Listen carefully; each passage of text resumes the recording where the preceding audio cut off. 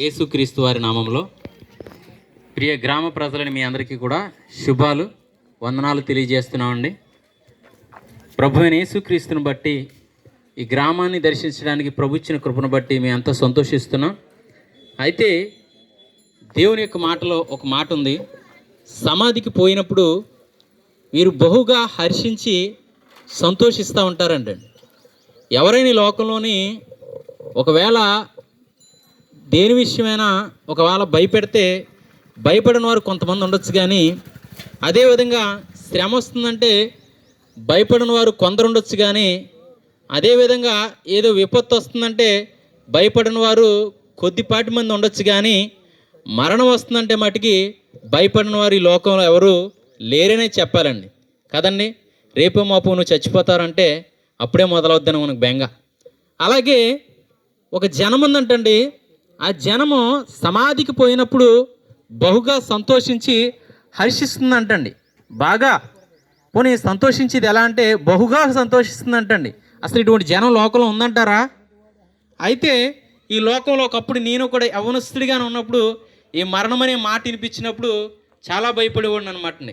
ఎంత భయం వేసేదంటే అప్పుడు దాకా బాగానే ఉండేవాడిని, ఈ మాట హృదయంలో అనుకోగానే అప్పుడు మొదలయ్యేది అనమాట ఒక రకమైన టెన్షన్.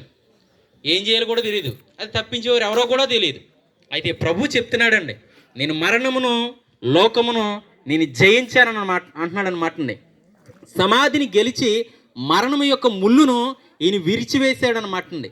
ఈ మరణం అనేది ఎప్పుడు ప్రారంభమైందంటే ఈ లోకంలో దేవుని ద్వారా దేవుడు చేసినటువంటి ఆదాము అనబడేటువంటి మానవుడు ఈ లోకంలో ప్రారంభమైనప్పుడు దేవుడు అతనికి ఆజ్ఞ ఇచ్చాడనమాట. ఆ ఆజ్ఞ ఇచ్చినప్పుడు ఈ ఆదాము ఈ ఆజ్ఞ అతిక్రమించాడనమాట. అవునండి, ఈ లోకంలో దేవుడు ఆదిలో సమస్తమును సృష్టించిన తర్వాత ఈ మానవుని నిర్మించి అతని పక్కటెముకలోంచి ఒక ఎముకని తీసి అవ్వమ్మను తయారు చేసి వీరిరువురిని కూడా జతపరిచి ఒక ఆజ్ఞ ఇచ్చాడనమాట. ఆ ఆజ్ఞ ఇచ్చేటప్పటికి వీరి దగ్గర మరణం కానీ పాపం కానీ శాపం కానీ లోకంలో ఉన్నటువంటి అపవిత్రత ఏది కూడా వీరి దగ్గర లేదనమాట. కేవలం వీళ్ళ దగ్గర ఉన్నదల్లా సంతోషము సమాధానము ఉన్న దాంట్లో సంతృప్తి పొంది జీవించడం మాత్రమే ఉందన్నమాట. అయితే ఎప్పుడైతే దేవుడిచ్చిన ఆజ్ఞను వీళ్ళు అతిక్రమించారో అప్పుడే ఈ లోకంలోనికి మరణం అనేది పాపం అనేది ఈ లోకంలోకి వచ్చిందనమాట. అయితే ప్రభు వీరిని చూసినప్పుడు వీరిని అడిగినప్పుడు వీరు మాటను దాటవేసేవారుగా ఉన్నారు, కానీ వీరు ఒప్పుకునేవారుగా కనిపించలేదన్నమాట. కాబట్టి దేవుడు మరొక కొత్త సృష్టిని సృష్టించవచ్చండి వీటిని నాశనం చేసి. కానీ ఈ మానవుని దేవుడు తన స్వహస్తాలతో చేసి తన నాసికారంధ్రంలో జీవవాయువు ఊదినప్పుడు నరుడు జీవాత్మ అయ్యాడంటండి. కాబట్టి ఈ లోకంలో ఉన్న ప్రతి ఒక్క మానవునికి కూడా ఈ శరీరం క్షీణించిపోవచ్చు, మరణం ఉన్నటువంటి ప్రాణం పోవచ్చు, కానీ ఈ ఆత్మ మట్టికి నశించిపోదనమాట. ఈ లోకంలో ఉన్నటువంటి సమస్తమైన జంతువులు కానీ జీవరాశులు కానీ మనం నిలబడినటువంటి ఈ యొక్క భూమి నశించిపోవచ్చు, కానీ మానవుని యొక్క ఆత్మకు నశింపు లేదనమాట. ఎందుకంటే ప్రతి మానవులో ఉన్నటువంటి ఆత్మ దేవుడు పెట్టినటువంటి దీపం అనమాట. అయితే ఈ ఆత్మ 2 స్థలాలకి చేరడానికి ఆ రోజున చేసిన అతిక్రమం కారణమైందనమాట. ఆ యొక్క 2 స్థలాలు ఏంటంటే, ఒకటి నిత్య నరకము, రెండవది ప్రతి ఒక్కరు కోరుకునే సాధారణమైన భాషలో చెప్పాలంటే స్వర్గము, దేవుని యొక్క భాషలో చెప్పాలంటే పరలోకం అన్నమాట. అయితే ఈ మానవుని యొక్క అతిక్రమము తీసివేయడానికి తుడిచివేయడానికి ఈ లోకంలో ఏది కూడా సరిపోవట్లేదు అన్నమాట. ఏది సరిపోతుందంటే నీతిమంతుని రక్తం మాత్రమే అనమాట. దేవుడు సమస్త లోకాన్ని చూసినప్పుడు ఏ ఒక్కడు కూడా తన రక్తాన్ని చిందించగలిగినటువంటి పరిశుద్ధుడిగాను నీతిమంతుడిగాను కనిపించలేదన్నమాట.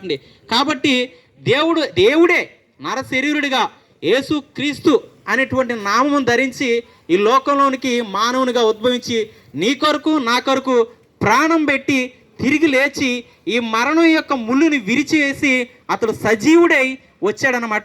కాబట్టి ఈయన ఎవరైతే విశ్వాసం ఉంచుతారో వారందరూ కూడా నిత్య నరకం నుంచి తప్పించబడి నిత్య సంతోషకరమైనటువంటి ఆ స్వర్గము పరలోకం అనబడేటువంటి ఆ రాజ్యంలో ఆయనతో పాటుగా నిత్య సంతోషంలో నిత్య జీవంలో ఉంటారు. కాబట్టి ఈ యొక్క గ్రామ ప్రజలైన మీరందరూ కూడా ఆయన విశ్వాసం ఉంచండి. దేవుడి మాటలు దీవించును గాక. మహాపరిశుద్ధుడా, మహోన్నతుడా, మహాగణుడా, మహామహిమ కలిగిన మహారాజా, మీకే వందనాలు, స్తుతులు, స్తోత్రాలు ప్రభా. ఈ గ్రామాన్ని నువ్వు ప్రేమించిన ఆయన, నీ పిల్లలైన ఇదిగో సంఘాన్ని తీసుకువచ్చి నా తండ్రి, ఈ విధంగా నా దేవా నిజమే మరణములో ఉన్న నా తండ్రి నాయన, ఈ గ్రామ ప్రజలను తండ్రి నాయన విడిపించి ఇదిగో మరణమును దాటించి జీవములోనికి ప్రవేశించబడటకు నాయన నువ్వు సిద్ధంగా ఉన్నావు తండ్రి నాయన. ఈ ప్రజలను నువ్వు ఆకర్షించుకుని నాయన వారు నీ యందు విశ్వసించినట్లుగా నీ పిల్లలను మీరు ఆకర్షించుకుని మీరు దర్శించి రక్షించుకోమని అడుగుతున్నాను దేవా. ఆ నరకమనే ఆ రెండో మరణము నుండి తప్పించి నాయన జీవములోనికి నా తండ్రి ఇదిగో నడిపించండి. పాపపు ముళ్ళును ఇదిగో మరణమును ప్రభా నాయన మరణపు ముళ్ళును విరిసివేసి విజయము పొందుకున్న దేవుడవు తండ్రి నాయన. ఇదిగో ఈ గ్రామ ప్రజలందరూ కూడా నాయన శాతానుపై విజయం పొందుకుని మరణంపై విజయం పొందుకుని తండ్రి నాయన పరిశుద్ధుడా, నువ్వు ఒక రోజు రాబోచున్నావు. ఆ రోజుకి నీ పిల్లలందరూ సిద్ధపడి ఇగో నిన్ను ఎదుర్కోగల శక్తిమంతులుగా తీర్చిదిద్దామని ఈ సువార్త ఈ వాక్కులు ఇదిగో నాయన ఫలింప చేయమని యేసు ఉన్నతమైన నామములో అడిగి వేడుకొనుచున్నాము తండ్రి. ఆమేన్.